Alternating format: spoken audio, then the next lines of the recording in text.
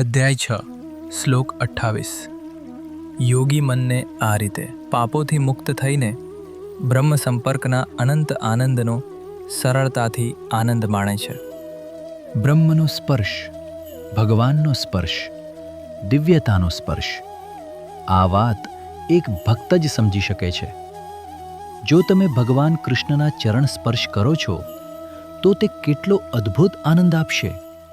તેવી જ રીતે આવા યોગી બ્રહ્મનો સ્પર્શ ખૂબ જ સરળતાથી પ્રાપ્ત કરે છે અને અનંત સુખનો આનંદ માણે છે.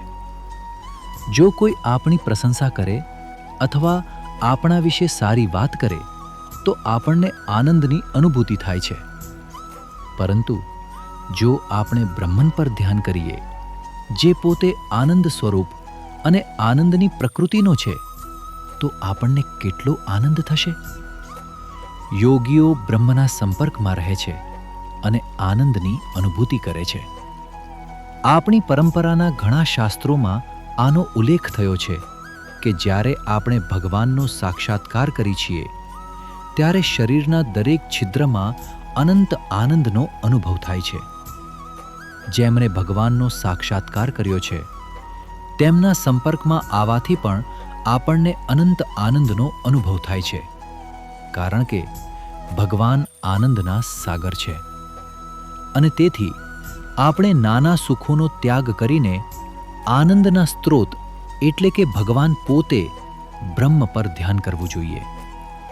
આપણા ઉપનિષદોમાં કહેવામાં આવ્યું છે કે આ જગતમાં જીવો દ્વારા માણવામાં આવતો દરેક આનંદ તે અનંત આનંદનો એક નાનો કણ છે. એવો આ આનંદ બ્રહ્માનંદ છે.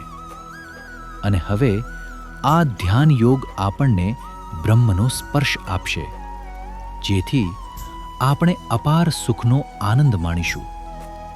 આપણી વર્તમાન સ્થિતિમાં આપણે આપણા સામાન્ય જીવનમાં મળતા નાના નાના સુખથી સંતુષ્ટ થઈ જઈએ છીએ અને એનો આનંદ માણીએ છીએ. તે આનંદનો એક માનવ માપદંડ છે.